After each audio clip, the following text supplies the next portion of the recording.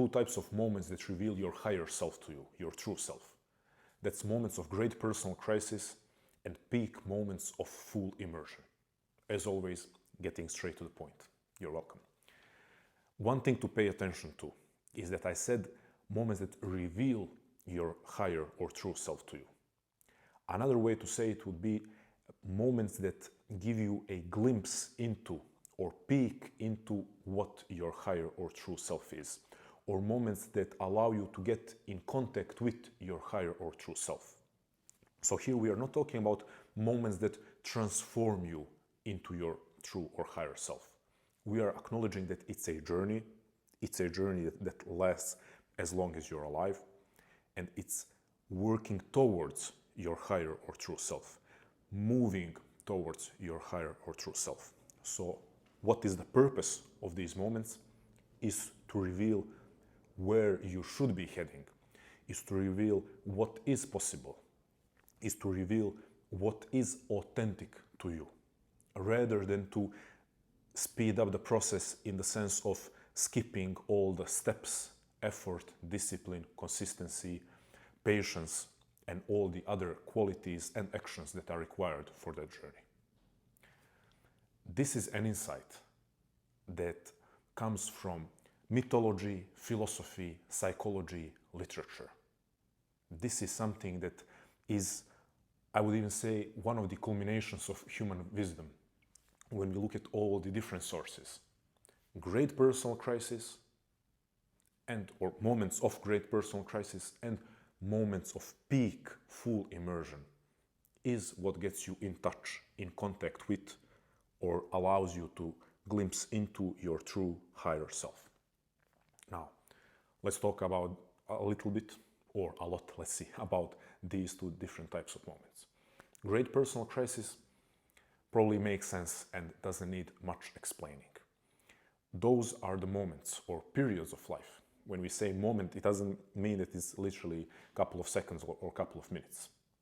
Moment in the sense of moment in the story of your life. Great personal crisis often reveals to you your qualities, things that are inherently strong about you. But also what it reveals to you is externally your duty, your mission, your responsibility.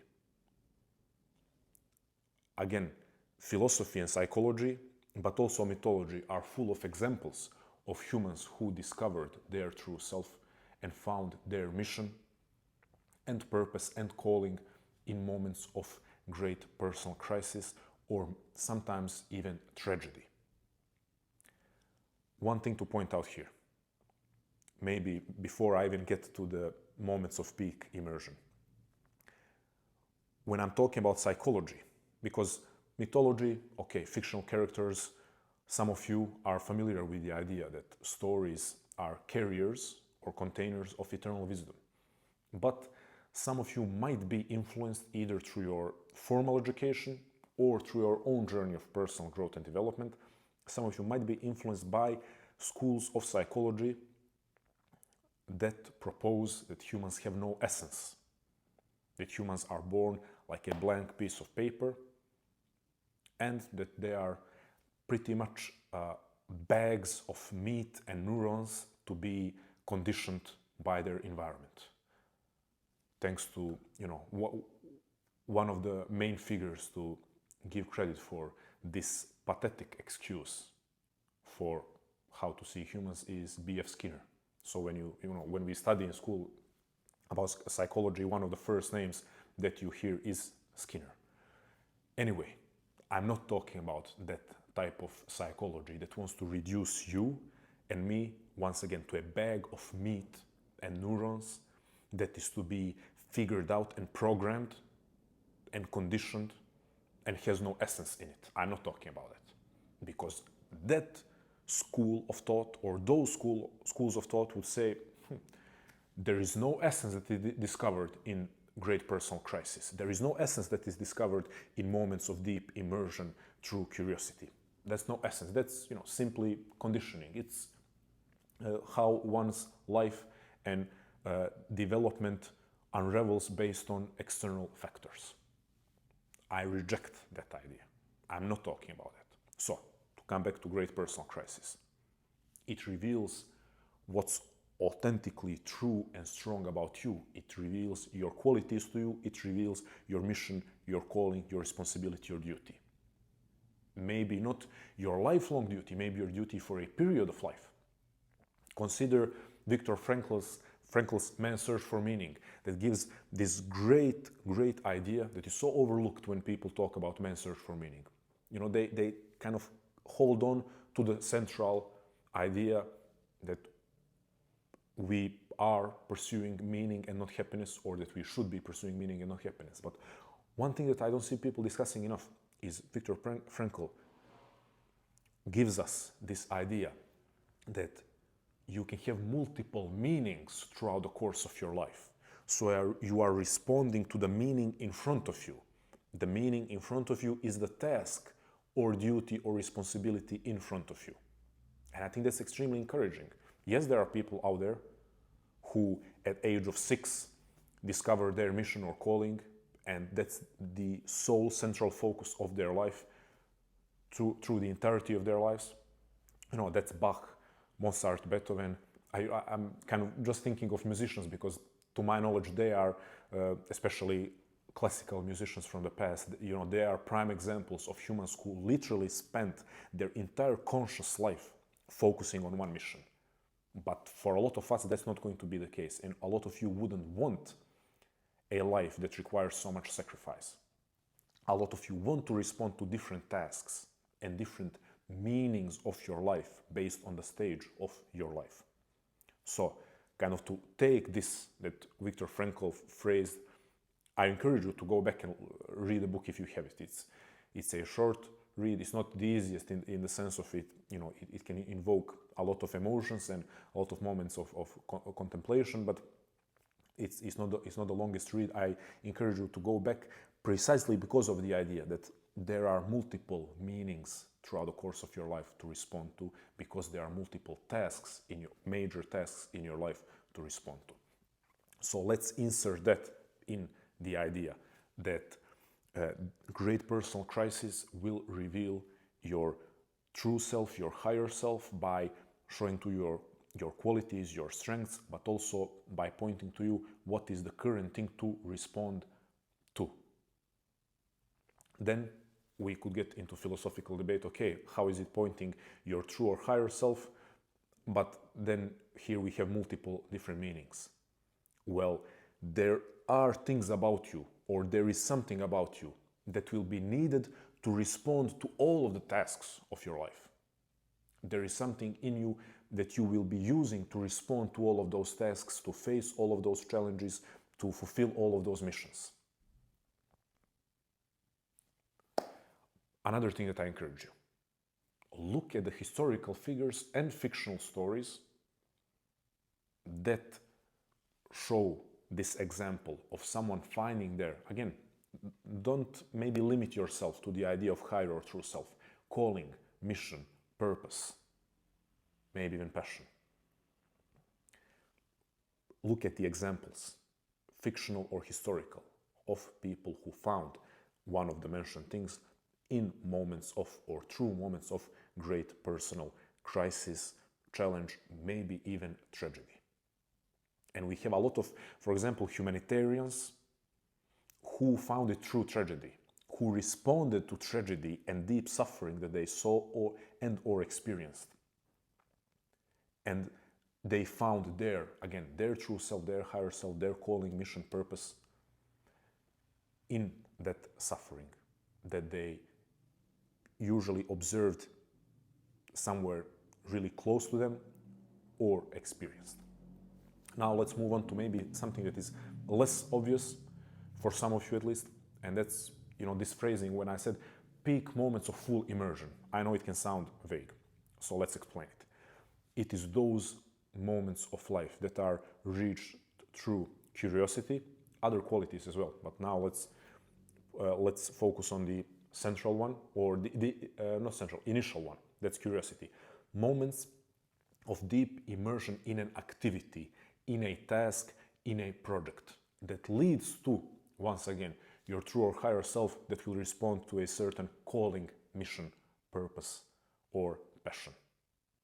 We see this in so many artists, so many scientists, educators, athletes who had somewhere at the beginning of their journey that moment of deep immersion where time stopped, nothing else existed but they themselves and the activity, to the point where we talked about this in a couple of previous videos, even their self-consciousness stopped existing, meaning that they merged with the activity. Sometimes you hear athletes saying like, I was one with whatever, I was one with the ball, I was one with the water as I was swimming, I was one with the track as I was running, or one with the wind as I was running. Or Formula One driver saying, I feel like I'm one with the, it's not the car, I don't know even how it's called, to be completely honest, I don't follow driving sports. So the point stays the same. This is something we talked about when we discussed the flow experience, or the flow state, and the peak experience, as outlined and explained by Abraham Maslow. And those two are precisely the best examples of those moments of deep immersion. And I said peak moments, kind of to already hint at the peak experience of Abraham Maslow. Again, flow state and peak experience are not the same. Flow state is significantly less intense. Flow state can feel intense, but peak experience is almost like a mystical experience.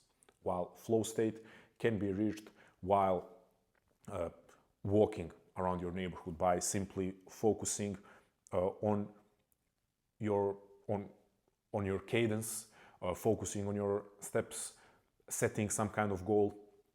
Another video deserves full breakdown of the flow state and all the required conditions and outcomes of the flow state, but I think it's important in this context to point out and always to keep reminding people flow state and peak experience are not the same.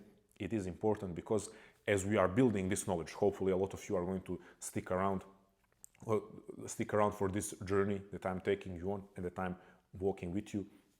As we build our knowledge of what it takes to move towards self-actualization, individuation, true self, higher self, however we want to conceptualize this journey of moving upwards towards your potential, is going to be useful to know that the flow state and peak experience are not the same. You have way more control over the flow state. That's why it is less intense. That's why it isn't almost like a mystical experience. But both of those, what they do have in common is full immersion. It's you feeling like you have become one with the activity. It's you reaching that state where all of your mental energy is invested in that thing, whatever the thing is. Now, back to our original point. Why are we even talking about these two experiences, flow state and peak experience? Because they are prime examples of those moments of full immersion that reveal our true self or our higher self to us. I can share a personal example.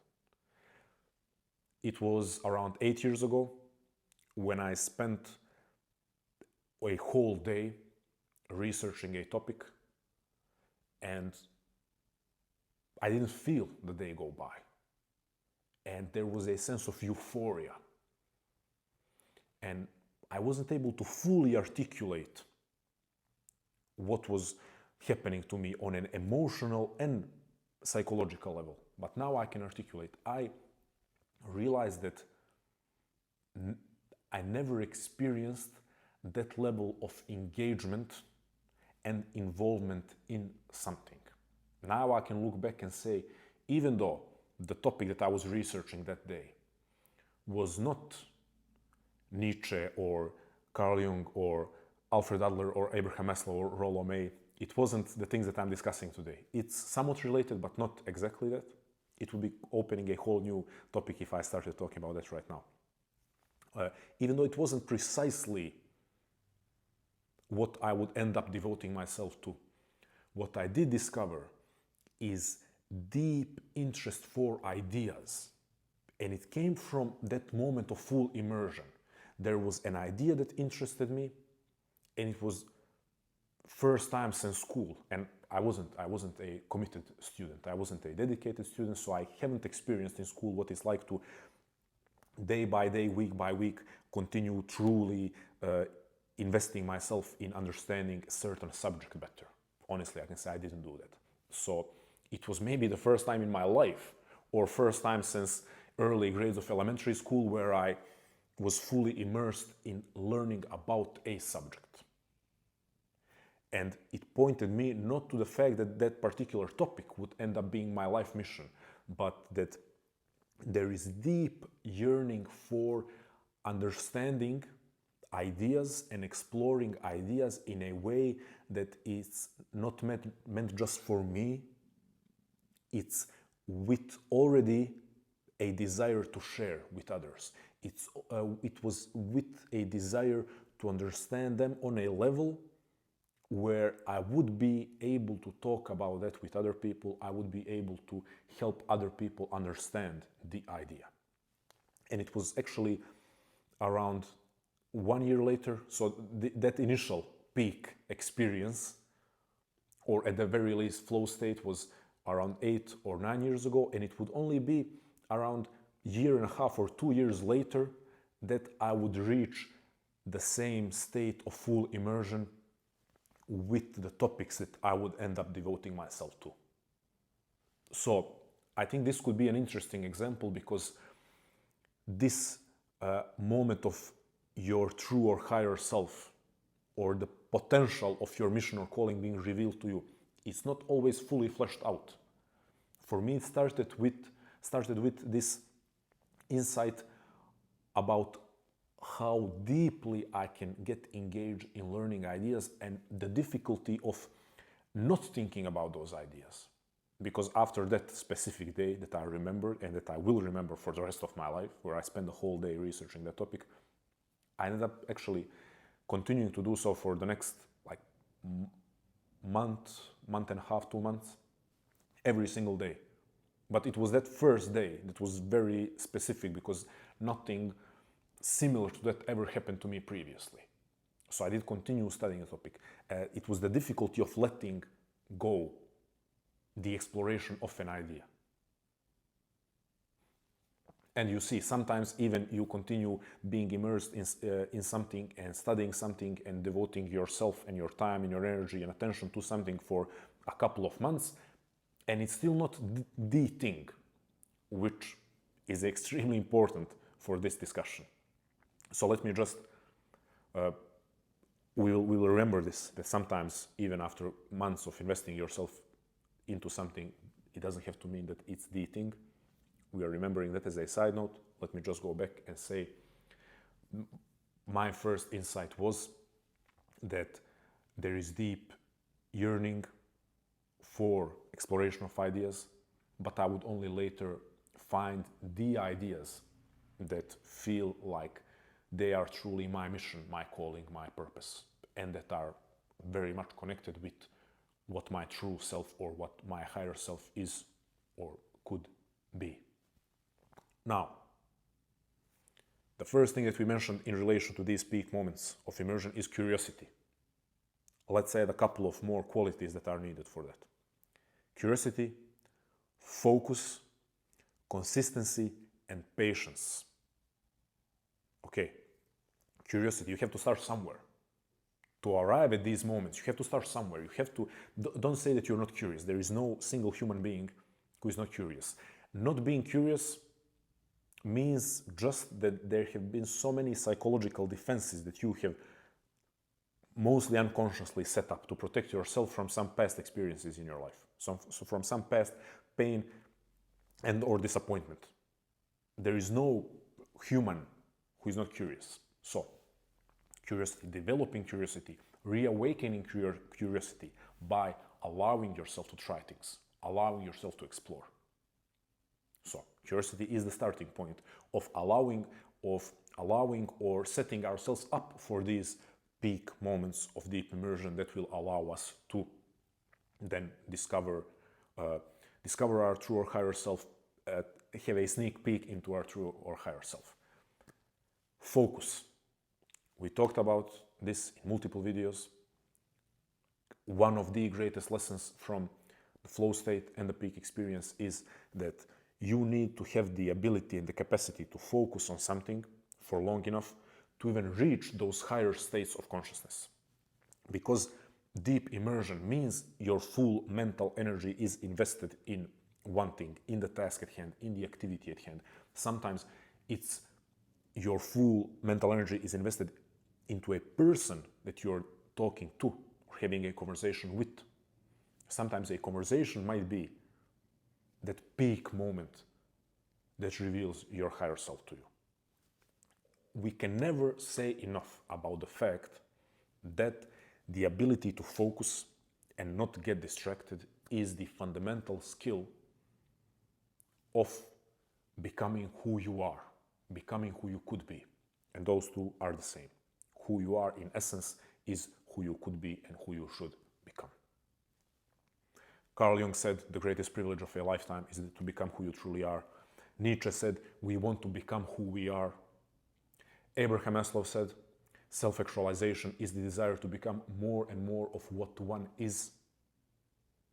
Not more and more of what one is when one is hitting the snooze button 10 times. But self-actualization is the desire to become more and more of what one truly is. Again, the idea that there is essence in you. Rollo May said, the purpose of mental health education, the purpose of true, genuine, helpful psychotherapy, and the purpose of any personal growth journey is removing the noise and distraction and moving towards who you truly are or who you already are in essence. So all of these great thinkers say the same. We are moving towards who you truly are. Who you truly are is who you should be. Everything that you need to become is already in you. I think it's extremely encouraging. Extremely encouraging idea.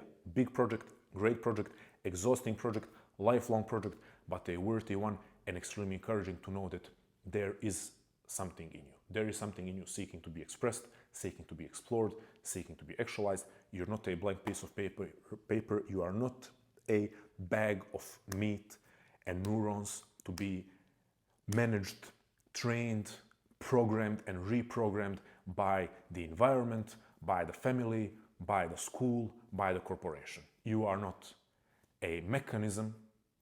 You are in some ways, but in essence, you are not a mechanism. You are a divine creature.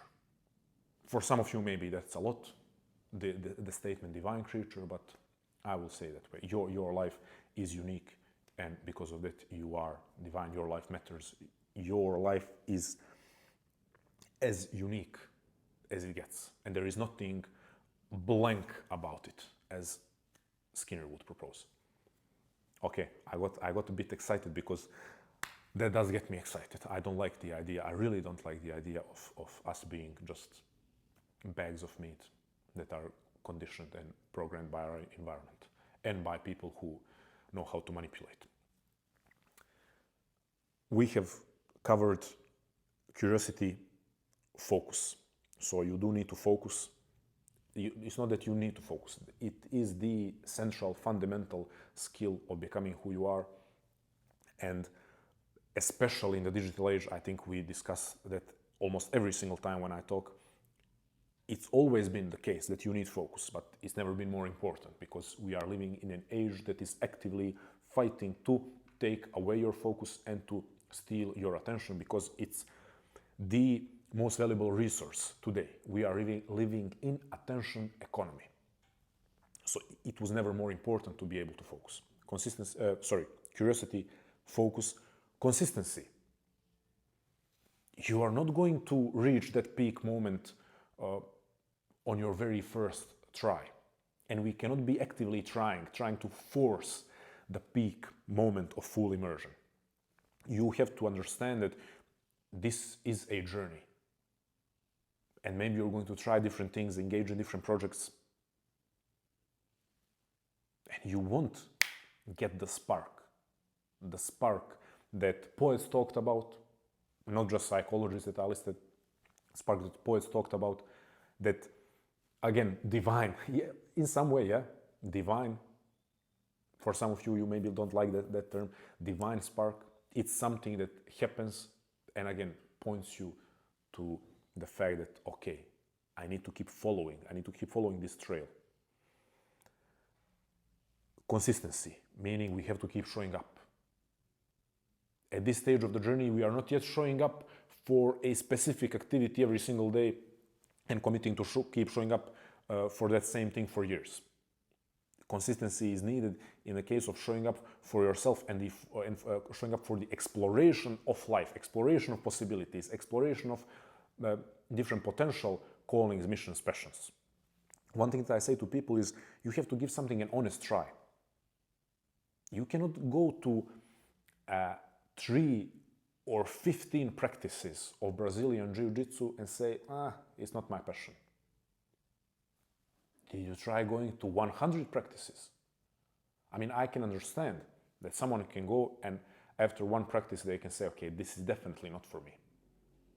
But if you're like, okay, kind of like it, but I'm not feeling the fire.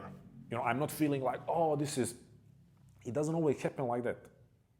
We hear far too many stories of people who tried something for the first time and on their first try, that was it. Yes, this is it. This is my passion. Someone picked up a guitar and the first time in their life when they picked up the guitar, something, again, divine, something happened that you cannot explain in rational or even secular terms. And that person said, okay, this is it. We hear far too many stories and then expect that it has to happen for us. It's not always the case. It's not always the case.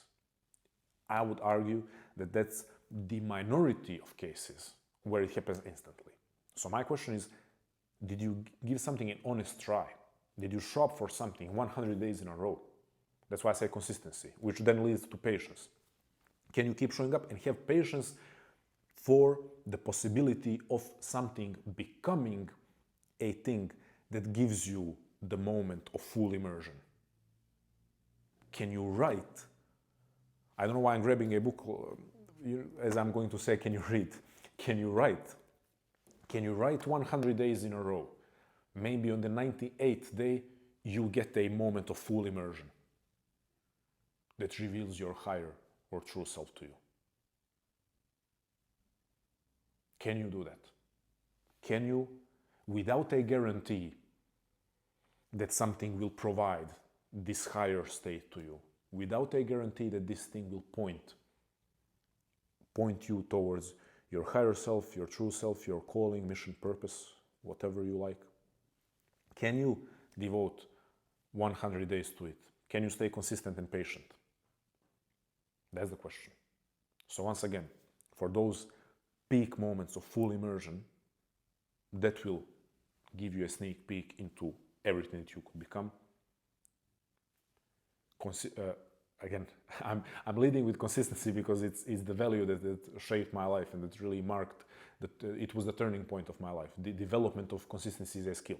But the first thing has to be curiosity, to allow yourself to explore life, explore different possibilities. Curiosity, focus, the fundamental skill of any human ever who tried to become who they are, but especially for the modern human living in the digital age.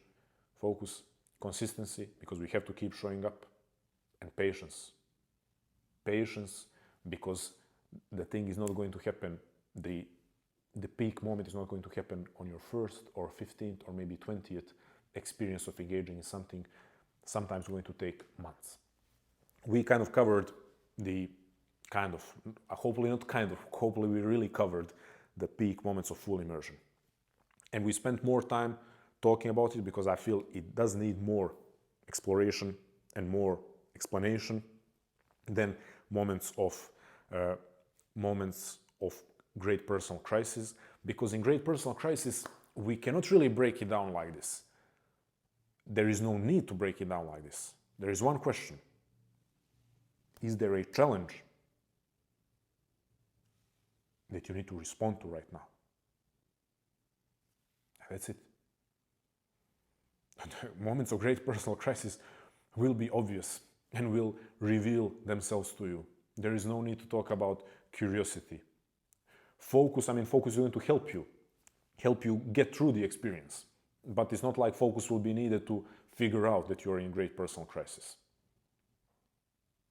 So there is no need for a lot of exploration. What is more helpful is philosophical orientation towards moments of great personal crisis and maybe even suffering and tragedy. That's where Viktor Frankl, or let's rewind, Friedrich Nietzsche.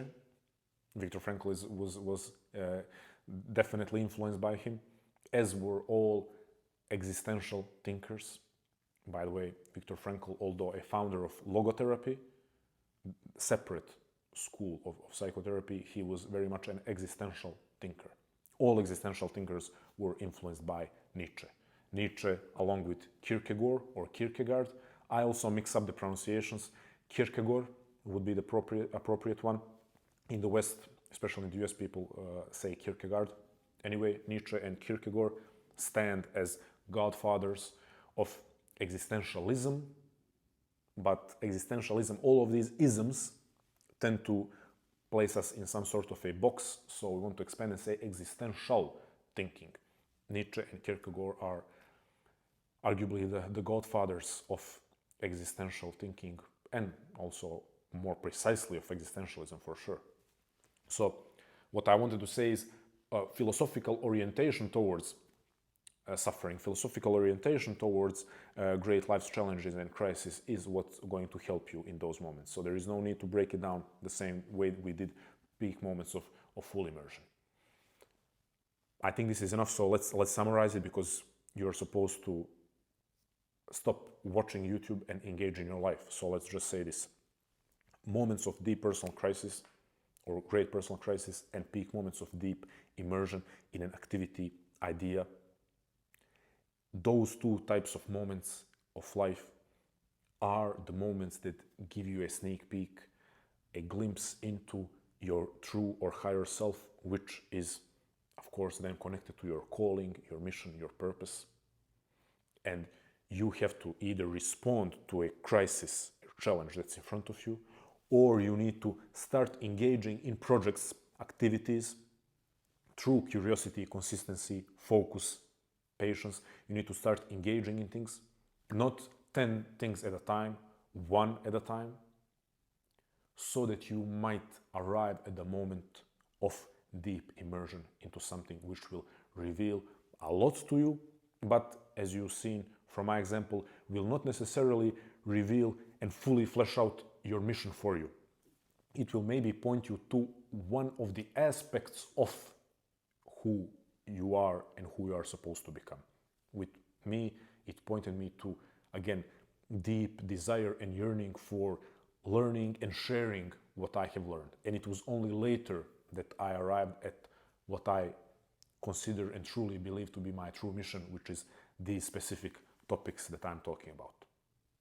Hopefully this is helpful, and hopefully, even though there's a lot of philosophy here that has to be integrated and understood and lived out rather than just practical steps, hopefully it's practical enough to say, at least when it comes to moments of deep immersion, that you need curiosity, you need focus, you need to train focus. We talked about training focus. Just go back to my videos. I talk about it often.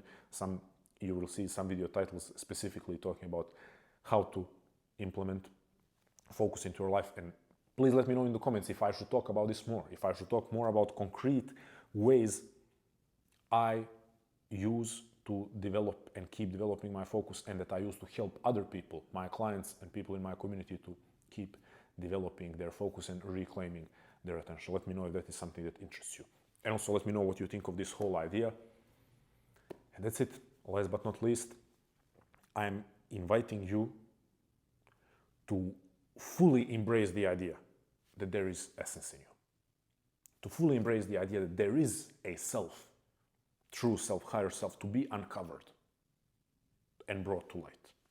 I'm inviting you to embrace this idea, because you are not a bag of meat to be programmed by external events and society and manipulative people. You are someone who is unique, and that uniqueness, if you are not feeling it right now, is waiting to be revealed.